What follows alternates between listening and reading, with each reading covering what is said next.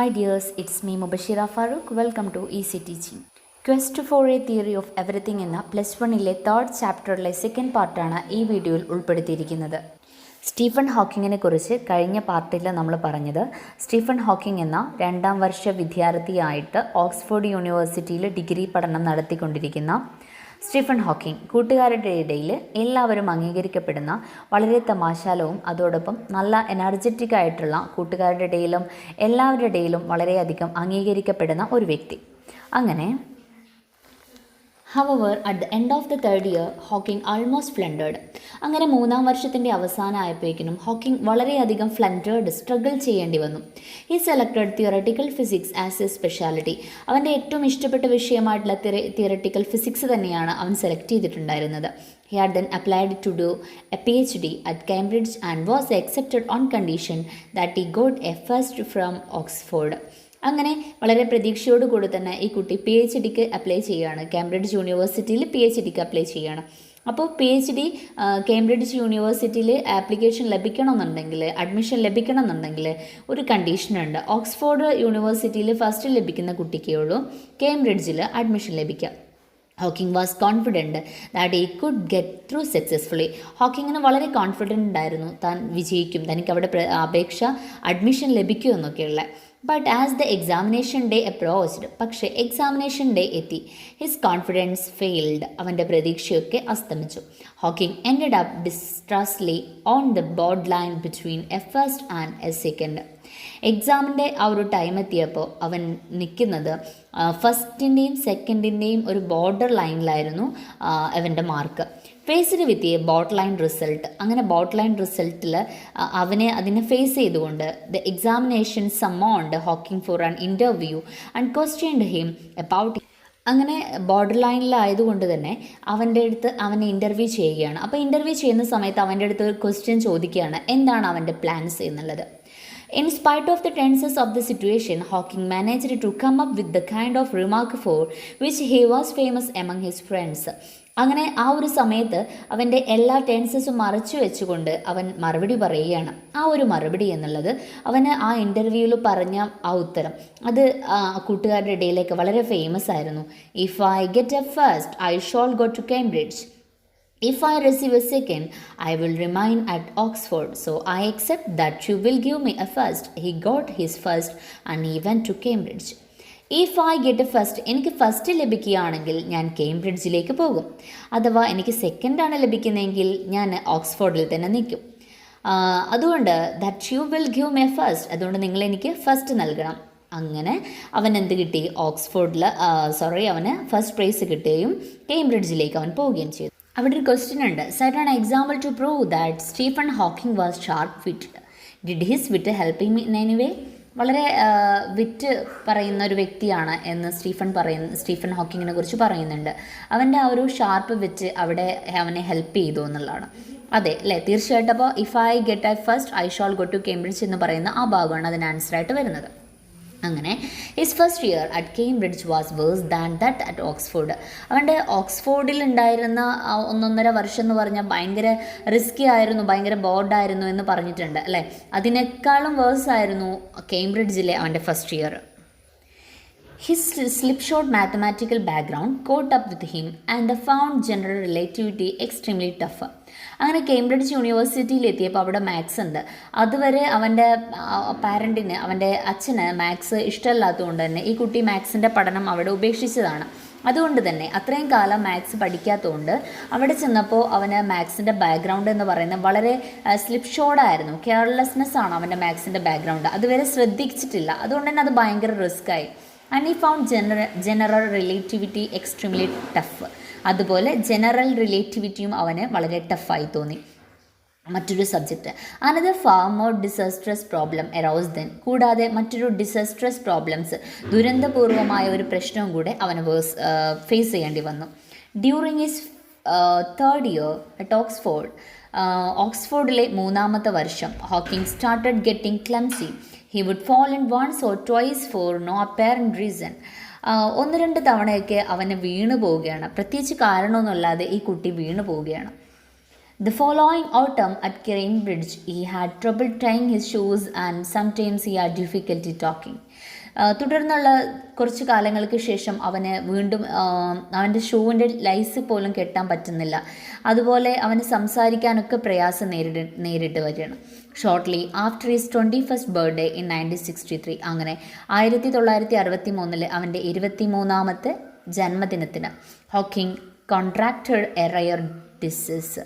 Hawking ഒരു ഡിസീസിന് അടിമപ്പെടുക. Amyotrophic lateral sclerosis, for which there was no known cure. It caused a gradual disintegration of the nerve cells in the spinal cord and the brain. At first, he went into a deep depression. He did not know what he ought to do or what his future would be like. അങ്ങനെ amyotrophic lateral സെലറോസിസ് എന്ന് പറയുന്ന ഒരു അസുഖം ഇദ്ദേഹത്തിന് പിടിപെടുകയാണ്. ഈ അസുഖം എന്ന് പറഞ്ഞാൽ ബ്രെയിനും അതുപോലെ നെർവ് സെൽസൊക്കെ തമ്മിൽ, സ്പൈനൽ കോഡൊക്കെ തമ്മിലുള്ള കോണ്ടാക്റ്റ് നഷ്ടപ്പെട്ടു പോകുന്ന ഒരു അസുഖമാണ്. അപ്പോൾ ആ ഒരു അസുഖം ബാധിച്ചപ്പോൾ ഇദ്ദേഹം പിന്നീട് ഡീപ്പായിട്ട് ഡിപ്രഷനിലേക്ക് പോയിക്കൊണ്ടിരുന്നു, ഒരു നിരാശയിലേക്ക് പോയിക്കൊണ്ടിരുന്നു. അങ്ങനെ അദ്ദേഹം ആലോചിക്കുക തൻ്റെ ഭാവി ഇനി എന്താകും, ഒന്നും അറിയില്ല. അങ്ങനെ ആകെ ഒരു നിരാശയായി അദ്ദേഹം. My dreams at that time were rather confused, he admitted. Before my condition was diagnosed, I had been very bored with life. There did not seem to be anything worth doing, but shortly after I came out of hospital, I dreamed that I was going to be executed. I suddenly realized that there were a lot of worthwhile things to do if I were reprieved. ഇദ്ദേഹം പറയുകയാണ്, ഹോസ്പിറ്റലിലേക്ക് admit ചെയ്യുന്നതിന് മുന്നേ വരെ ഇദ്ദേഹത്തിൻ്റെ life എന്ന് പറയുന്നത് ഭയങ്കര ബോറിംഗ് ആയിരുന്നു. ഒന്നും തന്നെ ചെയ്യാനുണ്ടായിരുന്നില്ല, ഒന്നും ചെയ്തിരുന്നില്ല.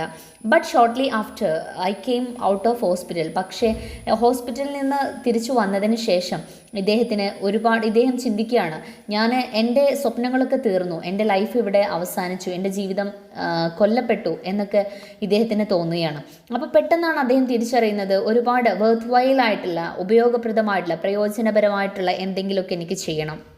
ഇഫ് ഐ വർ റിപ്രീവ്ഡ്, ഞാനിവിടെ ജീവിച്ചിരുന്നു എന്ന് കാണണമെങ്കിൽ എന്തെങ്കിലുമൊക്കെ ഉപയോഗപ്രദമായിട്ടുള്ള കാര്യങ്ങൾ ഞാൻ ചെയ്തിരിക്കണം. Another requiring dream was the idea of sacrificing my life to save others. After all, if I were going to die I might as well do some good. എന്തായിരുന്നാലും ഞാൻ മരിക്കാൻ പോവുകയാണ്. അപ്പോൾ ഞാൻ മരിക്കുന്നതിന് മുന്നേ മറ്റുള്ളവർക്ക് വേണ്ടി പ്രയോജനപരമായിട്ടുള്ള എന്തെങ്കിലുമൊക്കെ ഒന്ന് ഞാൻ ചെയ്യണമെന്ന് തുടരെ എൻ്റെ മനസ്സിലേക്ക് ഇങ്ങനെ വന്നുകൊണ്ടിരുന്നു. Hawking's doctors hoped that his condition would stabilize, but the disease aggravated rapidly. They soon informed him that he had only about 2 more years to live. അങ്ങനെ ഹോക്കിങ്ങിൻ്റെ ഡോക്ടർ പറയാണ്, ഈ അസുഖം വളരെയധികം അഗ്രവേറ്റഡ് റാപ്പിഡ്ലി, വളരെയധികം മൂർച്ഛാവസ്ഥയിൽ എത്തിയിട്ടുണ്ട്. കുറച്ചുകൂടെ നേരത്തെ ആയിരുന്നുവെങ്കിൽ നമുക്ക് എന്തെങ്കിലും പ്രതീക്ഷയൊക്കെ ഉണ്ടായിരുന്നു. പക്ഷേ ഇനി ഇദ്ദേഹം വെറും 2 വർഷം മാത്രമേ ജീവിച്ചിരിക്കുകയുള്ളൂ എന്ന്. അങ്ങനെ 2 years passed. 2 വർഷം കടന്നുപോയി. The progression of the disease had slowed. ആ അസുഖത്തിൻ്റെ മൂർച്ഛാവസ്ഥ അത് മെല്ലെ പതിയെയായി. ഐ ഡിഡ്ന്റ് ഡൈ, ഞാൻ മരിച്ചില്ല. In fact, although there was a cloud ഹാങ്ങിങ് over my future, I found to my surprise that I was enjoying life in the present more than before. പക്ഷേ ഞാൻ 2 വർഷം ഡോക്ടർ പറഞ്ഞ സമയം കഴിഞ്ഞു, ഞാൻ മരിച്ചിട്ടില്ല. പക്ഷേ എൻ്റെ മുന്നിൽ ഒരു മേഘം പോലെ എൻ്റെ ഭാവി ഇങ്ങനെ നിൽക്കുകയാണ്. പക്ഷെ ഞാനൊരു സർപ്രൈസ് കണ്ടെത്തിയത്, മുന്നേ ഞാൻ എൻ്റെ ലൈഫിനെ ഇത്രമാത്രം ഞാൻ എൻജോയ് ചെയ്തിട്ടുണ്ടായിരുന്നില്ല. പക്ഷേ ഇപ്പോൾ ഞാൻ വളരെയധികം എൻ്റെ ലൈഫിനെ ഞാൻ എൻജോയ് ചെയ്യുന്നു. Total disability and death, though still a not too distant certainty, were postponed. Hawking had his reprieve, a precarious and a temporary one, but life was precious. പക്ഷേ എൻ്റെ ലൈഫ് എന്ന് പറയുന്നത്, എൻ്റെ ലൈഫിൻ്റെ മുന്നിൽ എൻ്റെ മരണം അടുത്തുണ്ട് അല്ലേ. എപ്പോഴാണെന്നറിയില്ല, 2 വർഷം ഡോക്ടർ പറഞ്ഞ സമയം കഴിഞ്ഞു. പക്ഷേ അധിക സമയമൊന്നും എൻ്റെ മുന്നിലില്ല, എപ്പോഴും ഞാൻ മരിക്കാം. അതുപോലെ എൻ്റെ ഡിസാബിലിറ്റി, അതും എന്നും എൻ്റെ കൂടെയുണ്ട്. പക്ഷേ ലൈഫിനെ വെറുതെ, അത് രണ്ടും എനിക്ക് മാറ്റി വയ്ക്കാൻ പറ്റില്ല. അപ്പോൾ അതുകൊണ്ട് തന്നെ എൻ്റെ ലൈഫിനെ ഞാൻ പ്രീഷ്യസ് ആക്കും, വിലമതിച്ചതാക്കും എന്ന് പറയുകയാണ്. At a New Year's party at a St. Albans just before he entered the hospital for test, Hawking met Jane Wilde. ഹോസ്പിറ്റലിലേക്ക് ടെസ്റ്റിന് വേണ്ടി പോകുന്നതിന് മുന്നേ സെയിൻറ്റ് ആൽബൻസിൽ വെച്ച് ഒരു ന്യൂ ഇയർ പാർട്ടിക്ക് വേണ്ടിയിട്ട് ഹോക്കിങ്സ് പോവുകയും അവിടെ വെച്ചിട്ട് ജെയിൻ വൈൽഡ് എന്ന് പറയുന്ന ഒരു പെൺകുട്ടിയെ കണ്ടുമുട്ടുകയും ചെയ്തു. To her, this disabled graduate student seemed terribly intelligent, eccentric and rather arrogant. അപ്പോൾ ഈ പെൺകുട്ടി പറയുകയാണ്, ജെയിൻ വൈൽഡിന് ഹോക്കിങ്ങിനെ കണ്ടപാടെ തോന്നി ഡിസേബിൾഡ്, ഒരു ഡിസോർഡർ ആയിട്ടുള്ള, ഗ്രാജുവേറ്റ് സ്റ്റുഡൻ്റ് ആണ് എന്നും അതുപോലെ ടെറിബിളി ഇൻ്റലിജൻ്റ് ആണ്, നല്ല ബുദ്ധിശാലിയാണ്, എക്സെൻട്രിക് ആണ്. എക്സെൻട്രിക് എന്ന് പറഞ്ഞാൽ നമ്മൾ പറയാറില്ല ഒരു പിരി ലൂസ് എന്നൊക്കെ പറയില്ലേ, അതുപോലെ ഒരു പിരി ലൂസായിട്ടുള്ള ആളാണ്. ആൻഡ് റാദർ എറഗൻ്റ്, അല്പം ദേഷ്യക്കാരനുമാണ് എന്ന് ഹോക്കിങ്ങിനെ കുറിച്ച് തോന്നുകയാണ്. But he was interesting and she liked his വിറ്റ്. പക്ഷേ ആൾ ഭയങ്കര ഇൻട്രസ്റ്റിംഗ് ആണ് എന്നും അദ്ദേഹത്തിൻ്റെ വിറ്റൊക്കെ ഇവൾക്ക് ഭയങ്കരമായിട്ട് ഇഷ്ടപ്പെട്ടു. When Jane met him again after his discharge from the hospital he was really in a pathetic state. അങ്ങനെ ജെയിനെ ഹോസ്പിറ്റലിൽ നിന്ന് ഡിസ്ചാർജ് ചെയ്തതിന് ശേഷം ഹോക്കിങ്ങിനെ കാണുകയാണ്. ആ സമയത്ത് ഹോക്കിങ്ങിൻ്റെ കണ്ടീഷൻ എന്ന് പറഞ്ഞാൽ വളരെ പതറ്റിക് ആയിരുന്നു, വളരെ വിഷമിപ്പിക്കുന്ന അവസ്ഥയായിരുന്നു എന്നാണ് ജെയിൻ പറയുന്നത്. I think he is lost his will to live, he was very confused, she commented. അവൾ പറയുകയാണ് ഇദ്ദേഹത്തിൻ്റെ ജീവിതം എന്ന് പറയുന്നത് അത് ലോസ്റ്റായി പോലെ ആൻഡ് വളരെ കൺഫ്യൂസ്ഡ് ആണ്, ഭാവിയെക്കുറിച്ച് വളരെയധികം കൺഫ്യൂസ്ഡ് ആണ് ഹോക്കിങ് എന്ന് എനിക്ക് തോന്നി എന്ന് ആര് പറയാണ്, ജെയിൻ പറയാണ്. She was not however put off by his physical or mental condition. പക്ഷേ അവൾക്ക് ഒന്നും അറിയില്ല, ഇദ്ദേഹത്തിൻ്റെ ഫിസിക്കലോ മെൻ്റൽ കണ്ടീഷനോ ഒന്നും ഇനി മാറ്റിവെക്കാനോ മാറിപ്പോവാനോ സാധ്യതയില്ല. She was rather a shy teenager, serious-minded, with a strong faith in God, ingrained from childhood by her mother, and to believe that good can come out of any adversity. ഇവിടെ ജെയിനെ കുറിച്ചാണ് പറയുന്നത്. ജെയിൻ എന്ന് പറയുന്ന പെൺകുട്ടി വളരെ ഷൈ ടീനേജറാണ്, നാണക്കാരിയായിട്ടുള്ള ഒരു കൗമാരക്കാരിയാണ്, അതുപോലെ serious minded ആണ്, എന്നാൽ വളരെ സ്ട്രോങ് ആണ്. God ingrained from childhood. തൻ്റെ കുട്ടിക്കാലത്ത് അമ്മ വളരെയധികം ദൈവഭക്തയായതുകൊണ്ട്, അമ്മയുടെ ആ ഒരു ദൈവഭക്ത കണ്ട് വളർന്നതുകൊണ്ട് ഈ കുട്ടിയും വളരെ ദൈവഭക്തയാണ്. അതുകൊണ്ട് തന്നെ എല്ലാ കാര്യത്തിലും ഒക്കെ ശരിയാകും എന്നൊരു ശുഭാപ്തി വിശ്വാസം അവൾക്കുണ്ടായിരുന്നു. Hawking admired her optimism and their friendship developed slowly. അങ്ങനെ ഹോക്കിങ്ങിന് ഇവളുടെ ഈ ശുഭാപ്തി വിശ്വാസം വളരെയധികം ഇഷ്ടപ്പെടുകയും അവർ തമ്മിലുള്ള ഒരു ഫ്രണ്ട്ഷിപ്പ് മെല്ലെ മെല്ലെ ഡെവലപ്പ് ചെയ്യുകയും ചെയ്തു. After a while, the two began to realize, in Jane's words, that together we could make something worthwhile. അങ്ങനെ ഇവരുടെ ഇടയിൽ നിന്ന്, ജെയിൻ്റെ സംസാരത്തിൽ നിന്ന് ഇവർ രണ്ടാളും മനസ്സിലാക്കുകയാണ്, ജെയിൻ പറയുകയാണ് നമ്മൾ രണ്ടാളും ഒരുമിച്ചുണ്ടെങ്കിൽ പ്രയോജനപരമായിട്ടുള്ള എന്തെങ്കിലുമൊക്കെ നമുക്ക് ചെയ്യാൻ പറ്റും എന്നുള്ളത്. അങ്ങനെ for Stephen that made all the difference. അങ്ങനെ സ്റ്റീഫനിലെ എല്ലാ ഡിഫറൻസും ഉണ്ടാക്കി വരുത്തിയത് ആരാണ്? ഈ ജെയിനാണ്. സ്റ്റീഫനിൽ മാറ്റങ്ങൾ സൃഷ്ടിക്കാൻ കാരണക്കാരി ജെയിനാണ്. He applied for a research fellowship at Caius one of the college in a Cambridge university. Cambridge യൂണിവേഴ്സിറ്റിയിലെ ഒരു കീസ് എന്ന് പറയുന്ന കോളേജിൽ ഫെലോഷിപ്പിന് വേണ്ടിയിട്ട് ഇദ്ദേഹം അപ്ലൈ ചെയ്തു. In 1965, at the age of 23, Hawking received his fellowship at Keys. 1965 ഇദ്ദേഹത്തിൻ്റെ 23-ാമത്തെ വയസ്സിൽ ഫെലോഷിപ്പ്, കീസിൽ നിന്നും ഇദ്ദേഹത്തിന് ഫെലോഷിപ്പ് ലഭിച്ചു. And in July of the same year Jane and he were married. അങ്ങനെ അതേ വർഷം തന്നെ ജൂലൈ മാസത്തിൽ ജെയിനും അതുപോലെ ഹോക്കിങ്ങും തമ്മിൽ മാരീഡായി. People who remember Hawking in the university in the late 1960s recall him making his way around the corridors with a cane, supporting himself against the wall. 1960 മുന്നേ ഈ ഹോക്കിങ്ങിനെ അറിയുന്ന ആ യൂണിവേഴ്സിറ്റിയിലുള്ള ആളുകളൊക്കെ ഇദ്ദേഹം അന്ന് എങ്ങനെയായിരുന്നു എന്ന് ഇദ്ദേഹത്തെ ഇപ്പോൾ കാണുമ്പോൾ ചിന്തിക്കുകയാണ്. കാരണം ഇപ്പോൾ 1965 ആ യൂണിവേഴ്സിറ്റിയിലേക്ക് തിരിച്ചെത്തിയപ്പോൾ ഇദ്ദേഹം ആ കോറിഡോറിലൂടെ ഒരു കെയിനിൻ്റെ ഊന്നൽ വഴിയുടെ സഹായത്തോടെ നടക്കുന്നു, അതല്ലെങ്കിൽ ചുമലിൻ്റെ സപ്പോർട്ടോടു കൂടിയാണ് നടക്കുന്നത്. He spoke with what sounded like a slight speech impediment. അതുപോലെ അദ്ദേഹത്തിൻ്റെ സംസാരം വളരെ വ്യക്തതയല്ലാതെയായി മാറിയിരുന്നു.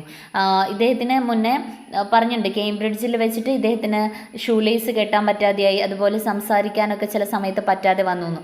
അതിങ്ങനെ കൂടി ഇദ്ദേഹത്തിൻ്റെ സംസാരശേഷിയും ഈ അസുഖം കാരണം പാടെ നഷ്ടമായിട്ട് പോയിട്ടുണ്ടായിരുന്നു. അങ്ങനെ വളരെ ഊർജ്ജസ്വലനായിട്ട് ആ കോളേജിൽ പഠിച്ചിരുന്ന ആ വിദ്യാർത്ഥി പിന്നീട് അതിനൊന്നും സാധിക്കാതെ വെറും ഊന്നൽ വടിയുടെ സഹായത്തോടെയും സംസാരിക്കാനുള്ള ശേഷി നഷ്ടപ്പെട്ടുകൊണ്ടുമാണ് പിന്നീട് ആ കോളേജിലെ പഠനം പൂർത്തീകരിക്കുന്നത്. But more than that, they remember his brashness in session involving some of the world's most distinguished scientists. പക്ഷെ അതിലൊക്കെ ഇമ്പോർട്ടൻ്റ് ആയിട്ട് അവർ ഓർക്കുകയാണ്, ഇദ്ദേഹം വളരെ ബ്രാഷ്നെസ് ആയിട്ടുള്ള, എനർജറ്റിക് ആയിട്ടുള്ള ചോദ്യങ്ങളായിരുന്നു ഓരോ സെഷനിലും ഇദ്ദേഹം ചോദിച്ചിരുന്നത്. ലോകത്തിൻ്റെ നാനാഭാഗത്തു നിന്നുള്ള ഫേമസ് ആയിട്ടുള്ള സയൻറ്റിസ്റ്റൊക്കെ വരുന്ന ചടങ്ങുകളിൽ ഇദ്ദേഹത്തിൻ്റെ ഭാഗത്തു നിന്നുള്ള ആ സെമിനാറൊക്കെ നടക്കുമ്പോൾ വളരെ എനർജറ്റിക് ആയിട്ടുള്ള ക്വസ്റ്റ്യൻസ് ആണ് ഇദ്ദേഹം ചോദിച്ചിരുന്നത്. While other young researchers kept a reverential silence, Hawking daringly asked unexpected and penetrating questions. അവിടെയുള്ള യുവാക്കളായിട്ടുള്ള സയൻറ്റിസ്റ്റുകൾ ചോദിക്കാൻ മടിച്ചു നിൽക്കുന്ന സമയത്ത് ഇദ്ദേഹം വളരെ ഡയറിംഗ്ലി ധൈര്യപൂർവ്വം ചോദ്യങ്ങൾ ചോദിക്കുമായിരുന്നു. അദ്ദേഹം ചോദിക്കുന്ന ഓരോ ചോദ്യങ്ങളും വളരെ പെനിട്രേറ്റിംഗ് ആയിട്ട് ഡീപ്പായിട്ട് അദ്ദേഹത്തിന് വ്യക്തമായിട്ട് അറിയാമായിരുന്നു. He clearly knew what he was talking about. എന്തിനെക്കുറിച്ചാണ് അദ്ദേഹം സംസാരിക്കുന്നത് എന്നുള്ളത് ഡീപ്പായിട്ട് അദ്ദേഹത്തിന് തന്നെ അറിയാമായിരുന്നു. His reputation as a genius another Einstein began then. അങ്ങനെയാണ് അദ്ദേഹത്തിന് ആ ഒരു ആദരവ് ലഭിക്കുന്നത്. എ ജീനിയസ് അനദർ എയിൻസ്റ്റീൻ, മറ്റൊരു എയിൻസ്റ്റീൻ എന്ന ആ ഒരു റെപ്യൂട്ടേഷൻ അദ്ദേഹത്തിന് ലഭിക്കുന്നത് അങ്ങനെയാണ്. In 1980, a practical need for funds launched him into a new enterprise that was to have a far-reaching impact on the Hawkins and others all over the world. 1980 ഇദ്ദേഹത്തിന് ഒരു ഫണ്ടിൻ്റെ ആവശ്യം വരികയും അങ്ങനെ ഇദ്ദേഹം ഒരു പുസ്തകം എഴുതാൻ വേണ്ടിയിട്ട് തീരുമാനിക്കുകയും ചെയ്യുകയാണ്. യൂണിവേഴ്സിനെ കുറിച്ചിട്ടാണ് ബുക്ക് എഴുതുന്നത്, പ്രപഞ്ചത്തിനെ കുറിച്ചിട്ട്. About the most interesting questions that had made him want to study cosmology and quantum theory. ആ ബുക്കിൽ ക്വാണ്ടം തിയറി എന്ന് പറഞ്ഞാൽ എനർജിയെ കുറിച്ചിട്ടൊക്കെയുള്ള പഠനമാണ്. അതുപോലെ കോസ്മോളജി അസ്ട്രോണമിയുടെ ഒരു ബ്രാഞ്ചാണ് കോസ്മോളജി. അപ്പോൾ ഇതിനെക്കുറിച്ചൊക്കെ ഡീപ്പായിട്ടുള്ള ഒരു സ്റ്റഡിയാണ് ഇദ്ദേഹത്തിൻ്റെ book. Where did the universe come from? എവിടെ നിന്നാണ് യൂണിവേഴ്സ് വരുന്നത്? Is the universe infinite or does it have any boundaries? Universe infinite ആണോ അതോ അതിന് ബൗണ്ടറീസ് ഉണ്ടോ, അതിരുകളുണ്ടോ? Will it come to an end? If so how? ഇതിനൊരു അവസാനം ഉണ്ടോ? ഉണ്ടെങ്കിൽ അത് എങ്ങനെ? Is there a complete theory of the universe and everything in it? യൂണിവേഴ്സിലെ എല്ലാ കാര്യത്തിനും ഒരു കംപ്ലീറ്റ് തിയറി ഉണ്ടോ? Is there A beginning of time? സമയത്തിനൊരു ആരംഭമുണ്ടോ? Could time run back? സമയത്തിന് തിരിച്ചു പോകാൻ കഴിയുമോ? The book begins by rewinding the great theories of the cosmos from Newton to Einstein. അങ്ങനെ ഈ ബുക്ക് ആരംഭിക്കുന്നത് ന്യൂട്ടൺ മുതൽ ഐൻസ്റ്റീൻ വരെയുള്ള ശാസ്ത്രജ്ഞന്മാരുടെ തിയറീസിനെ കുറിച്ച് പഠിച്ചിട്ടാണ് ഈ പുസ്തകം എഴുതുന്നത്. He wrote the book to make science understandable to non scientist. ഈ ബുക്ക് ഇദ്ദേഹം എഴുതുന്നത് സയൻറ്റിസ്റ്റിനും നോൺ സയൻറ്റിസ്റ്റിനും സാധാ മനുഷ്യർക്കും ഒരുപോലെ മനസ്സിലാവുന്ന രീതിയിലാണ് ഈ ബുക്ക് എഴുതിയത്.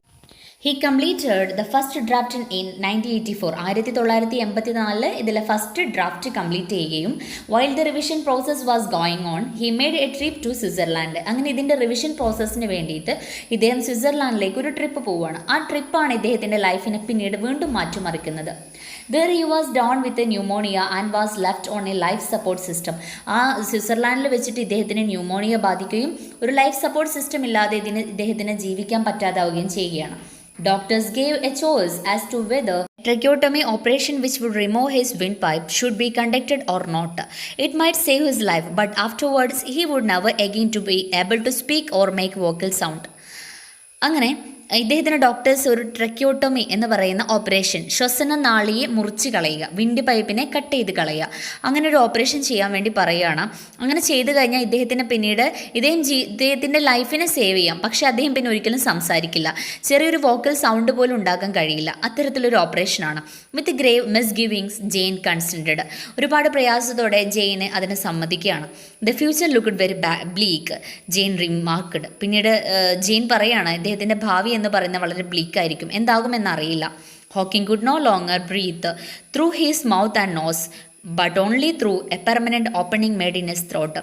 ഹോക്കിംഗ് പിന്നീട് ഒരിക്കലും തൻ്റെ വായ കൊണ്ടോ മൂക്ക് കൊണ്ടോ ശ്വസിച്ചിട്ടില്ല. തൻ്റെ ത്രോട്ടിലായിട്ടിട്ടിരുന്ന ഒരു പെർമനൻറ്റ് ഹോള്, ആ ഹോളിലൂടെയാണ് ശ്വസനം നടത്തിയിരുന്നത്. After many weeks of intensive care he went home to join Jane and his 3 children. ഒരുപാട് ആഴ്ചകളോളം വളരെ കഠിനമായിട്ടുള്ള ശ്രദ്ധ നൽകിക്കൊണ്ട് ഇദ്ദേഹം പിന്നീട് തൻ്റെ വീട്ടിലേക്ക് തിരിച്ചെത്തുകയാണ്. വീട്ടിൽ തൻ്റെ മക്കളോടുകൂടെ 3 മക്കളും തൻ്റെ വൈഫിൻ്റെയും കൂടെ അവർ ജോയിൻ ചെയ്യുകയാണ്. He was still too weak and ill to continue his research. അദ്ദേഹം വളരെ വീക്കായിരുന്നു. പിന്നീട് അദ്ദേഹത്തിൻ്റെ റിസർച്ച് കണ്ടിന്യൂ ചെയ്യാൻ അദ്ദേഹത്തിന് കഴിഞ്ഞിരുന്നില്ല. Walt Wolters, a computer expert in California, sent him a program he had developed called the Equalizer, which allowed Hawking to select words from the screen. അങ്ങനെ കാലിഫോർണിയയിലെ ഒരു കമ്പ്യൂട്ടർ എക്സ്പേർട്ട്, വാൾട്ട് വോൾട്ടേഴ്സ് എന്ന് പറയുന്ന ഒരു computer expert, അദ്ദേഹം സ്വയം develop ചെയ്ത equaliser എന്നൊരു പ്രോഗ്രാം ഹോക്കിങ്ങിന് അയച്ചു കൊടുക്കുകയാണ്. ഈ ഒരു പ്രോഗ്രാമിൻ്റെ പ്രത്യേകത എന്ന് പറഞ്ഞാൽ ഇദ്ദേഹത്തിന് ഇതിൽ വെച്ചിട്ട് എന്ത് ചെയ്യാം, അതിൻ്റെ സ്ക്രീനിലൂടെ വേർഡ്സ് സെലക്ട് ചെയ്യാൻ പറ്റും. അപ്പോൾ നമ്മൾക്ക് പിക്ചേഴ്സിലൊക്കെ കാണാൻ പറ്റുന്നുണ്ട്. ഈ ഹോക്കിങ്ങിൻ്റെ പിക്ചേഴ്സ് കാണുമ്പോൾ അദ്ദേഹത്തിൻ്റെ കൂടെ ആ ഒരു സ്ക്രീൻ ഉണ്ട് അല്ലേ, ഒരു കമ്പ്യൂട്ടർ പോലൊരു സംഭവം അദ്ദേഹത്തിൻ്റെ കൂടെ എപ്പോഴും ഉണ്ട്. അപ്പോൾ അതിലൂടെയാണ് പിന്നീട് അദ്ദേഹം കമ്മ്യൂണിക്കേഷൻ ചെയ്തത്. He thought he would be unable to finish his book. അദ്ദേഹം വിചാരിച്ചു തനിക്ക് തൻ്റെ ബുക്ക് ഫിനിഷ് ചെയ്യാൻ കഴിയില്ല എന്ന്. പക്ഷേ with the support of his student Brian Whitt a brief history of time was publish in 1988. 1988 അദ്ദേഹത്തിൻ്റെ സ്റ്റുഡൻറ്റിൻ്റെ സഹായത്തോടെ, ബ്രെയിൻ വിറ്റ് എന്ന സ്റ്റുഡൻറ്റിൻ്റെ സഹായത്തോടെ ബ്രീഫ് ഹിസ്റ്ററി എന്ന അദ്ദേഹത്തിൻ്റെ ബുക്ക് എന്ത് ചെയ്തു, അതിൻ്റെ ഒരു ബ്രീഫ് ഹിസ്റ്ററി അത് പബ്ലിഷ് ചെയ്തു. September 2005 so the release of an abridged version of the original book. ആ ബുക്കിൻ്റെ വിശദമായിട്ടുള്ള വേർഷൻ 2005 പബ്ലിഷ് ചെയ്തത്. This version was updated to address the new issue that had risen due to further scientific developments. One will encounter a multitude of paradoxes in the book. In science and with people, things are often not what they seem, and pieces that ought to fit together refuse to do so. Paradox എന്ന് പറഞ്ഞാൽ വൈരുദ്ധ്യങ്ങൾ. ഈ ബുക്കിലൂടെ ഒരുപാട് വൈരുദ്ധ്യങ്ങളാണ് ഉണ്ടായിരുന്നത്. സയൻസും ആളുകളും ജനങ്ങളും തമ്മിലുള്ള ഒരുപാട് വൈരുദ്ധ്യങ്ങൾ ഈ ബുക്കിലുണ്ടായിരുന്നു. യു വിൽ ലേൺ ദാറ്റ്, നമ്മളൊക്കെ പഠിച്ചിട്ടുണ്ടാവും, ബിഗിനിങ്സ് മേ ബി എൻഡിങ്സ്, തന്നെയായിരിക്കാം ഒരു പക്ഷേ അവസാനം എന്ന് പറയുന്നത്. ഒരു കാര്യം തുടങ്ങുമ്പോൾ അത് തന്നെയായിരിക്കും അതിൻ്റെ എൻഡിങ്ങും വരുന്നത്. ഇങ്ങനെയുള്ള ഒരുപാട് വൈരുദ്ധ്യങ്ങൾ. Cruel circumstance can lead to happiness although fame and success may not. ചില സാഹചര്യങ്ങളിൽ ക്രൂരമായിട്ടുള്ള സർക്കംസ്റ്റൻസ്, സാഹചര്യങ്ങൾ തന്നെ ആയിരിക്കാം നമുക്ക് സന്തോഷം നൽകുന്നത്. അല്ലാതെ അവിടെ ഫെയിമോ അതല്ലെങ്കിൽ വിജയമോ ഒന്നും ആകില്ല. ചിലപ്പോൾ നമുക്ക് ക്രൂരമായിട്ടുള്ള സംഭവങ്ങൾ തന്നെയായിരിക്കും നമ്മുടെ ലൈഫിൽ സന്തോഷം നൽകുന്നത്. Two great scientific theories taken together seem to give us nonsense. രണ്ട് സയൻറ്റിഫിക് തിയറീസ് എടുത്ത് നോക്കിയിട്ടുണ്ടെങ്കിൽ അത് ചിലപ്പോൾ നോൺസെൻസ് ആയിരിക്കാം. Empty spaces isn't empty spaces empty അല്ല. Black holes aren't black holes എന്ന് പറഞ്ഞാൽ അത് ബ്ലാക്ക് അല്ല. എന്താണ് ബ്ലാക്ക് ഹോൾസ് എന്ന് പറഞ്ഞാൽ? നമ്മുടെ സ്റ്റീഫൻ ഹോക്കിങ് കണ്ടുപിടിച്ചിട്ടുള്ള ഒരു തത്വമാണ് ബ്ലാക്ക് ഹോൾസ്, നമ്മുടെ തമോഗർത്തം എന്ന് പറയാം. അപ്പോൾ ഈ നക്ഷത്രങ്ങൾ ഗുരുത്വാകർഷണം കൊണ്ട് വന്ന് പതിക്കുന്നത് ബ്ലാക്ക് ഹോൾസിലാണെന്നാണ് പറയുന്നത്. അപ്പോൾ ഈ ബ്ലാക്ക് ഹോൾസ് ശരിക്കും എന്തല്ല, ബ്ലാക്ക് അല്ല. And a man whose appearances in space show can pity taken as laughing to where the boundaries of time and space ought to be but are not. ശരിക്ക് മനുഷ്യർ സമയത്തിൻ്റെയും സ്പേസിൻ്റെയും ഒക്കെ ബൗണ്ടറീസിനെ കുറിച്ച് ആലോചിച്ച് ചിരിക്കാറുണ്ട്. ശരിക്കും അത് അങ്ങനെയല്ല. ഇങ്ങനെ ഒരുപാട് വൈരുദ്ധ്യങ്ങളാണ് ഇദ്ദേഹത്തിൻ്റെ ബുക്കിലൂടെ ഉണ്ടായിരുന്നു. ഒരുപാട് വൈരുദ്ധ്യങ്ങൾ ബുക്കിലൂടെ എക്സ്പ്ലെയിൻ ചെയ്തിട്ടുണ്ടായിരുന്നു.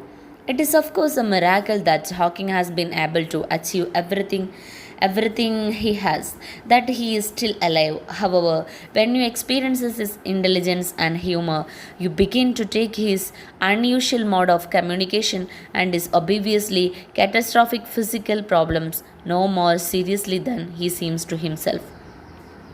ശരിക്കും ഇദ്ദേഹത്തെക്കുറിച്ച് പറയുകയാണെങ്കിൽ ഇദ്ദേഹം ഒരു മിറാക്കിൾ തന്നെയാണ്. അസ്വാഭാവികമായിട്ടുള്ള കമ്മ്യൂണിക്കേഷനിലൂടെയൊക്കെ ഇദ്ദേഹത്തിൻ്റെ ഫിസിക്കൽ പ്രോബ്ലംസ് ഒക്കെ ഉണ്ടായിട്ടും ഒരുപാട് കാര്യങ്ങൾ ഇദ്ദേഹം ലോകത്തിന് വേണ്ടി ചെയ്തിട്ടുണ്ട്. That is exactly the way he wants it. He chooses to ignore the difficult and he expect others to adopt the same attitude. ഇദ്ദേഹം ആഗ്രഹിക്കുന്നതും അത് തന്നെയാണ്. ഇദ്ദേഹം എങ്ങനെയാണ് ലൈഫിൽ ജീവിച്ചു പോകുന്നത്, ഇദ്ദേഹത്തിൻ്റെ പ്രയാസങ്ങളെയൊക്കെ, ഇദ്ദേഹത്തിന് ഒരുപാട് പ്രതിസന്ധികളുണ്ടായിട്ട് അതിനെയൊക്കെ തരണം ചെയ്ത് ഇദ്ദേഹം ലോകത്ത് എങ്ങനെയാണോ ജീവിച്ചു പോകുന്നത് അതിനെ ആളുകൾ എന്ത് ചെയ്യണം, നമ്മൾ മനുഷ്യർ അതിനെ അഡോപ്റ്റ് ചെയ്യണം എന്ന് അദ്ദേഹം ആഗ്രഹിക്കുന്നുണ്ട്. എന്നിട്ട് അതുപോലെയൊക്കെ ജീവിക്കണം എന്ന് ആഗ്രഹിക്കുന്നുണ്ട്. എന്ന് വെച്ചാൽ നമുക്ക് എത്രത്തോളം പ്രതിസന്ധികൾ ലൈഫിലുണ്ടെങ്കിലും അതിനെ തരണം ചെയ്തുകൊണ്ട് ജീവിക്കാൻ സ്റ്റീഫൻ ഹോക്കിങ്ങിനെ പോലെ നമുക്ക് ജീവിക്കാൻ പറ്റണം എന്നാണ് പറയുന്നത്. Stephen Hawking has overcome his crippling disease to become the supernova of world physics. Stephen ഹോക്കിങ്ങിനെ തന്നെ ചുരുക്കിയിരുത്തിയ, ക്രിപ്ലിംഗ് എന്ന് പറഞ്ഞാൽ തന്നെ ചുരുക്കിയിരുത്തിയ ആ ഡിസീസ് എന്താണോ, ആ ഡിസീസിനെയൊക്കെ ഓവർകം ചെയ്തിട്ട് അതിനെ മറികടന്നിട്ട് ലോകത്തിലെ ഫിസിക്സിലെ സൂപ്പർനോവ ആവാൻ ആർക്ക് സാധിച്ചിട്ടുണ്ട്? സ്റ്റീഫൻ ഹോക്കിങ്ങിന്. സൂപ്പർനോവ എന്ന് പറഞ്ഞാൽ ഒരു സ്റ്റാറാണ്. ആ സ്റ്റാറിൻ്റെ പ്രത്യേകത അതിൻ്റെ ബ്രൈറ്റ്നസ് അതിങ്ങനെ ഇൻക്രീസ് ചെയ്യും. എപ്പോഴാണെന്ന് വെച്ചാൽ ഒരു സഡൻ സ്ഫോടനം സംഭവിച്ചു കൊണ്ടാണ്, പെട്ടെന്ന് അങ്ങ് പൊട്ടിത്തെറിച്ചിട്ടാണ് അതിൻ്റെ ബ്രൈറ്റ്നസ് ഇൻക്രീസ് ചെയ്യുന്നത്. അതുപോലെ ഒരു സൂപ്പർനോവയാണ് ആര്, സ്റ്റീഫൻ ഹോക്കിംഗ്. പെട്ടെന്ന് ഒരു സഡൻ ആക്സിഡൻറ്റ് ഇദ്ദേഹത്തിൻ്റെ ലൈഫിലുണ്ടായപ്പോഴാണ് അദ്ദേഹം എന്ത് ചെയ്തത്, ഒരു സൂപ്പർനോവ ആയിത്തീർന്നത്.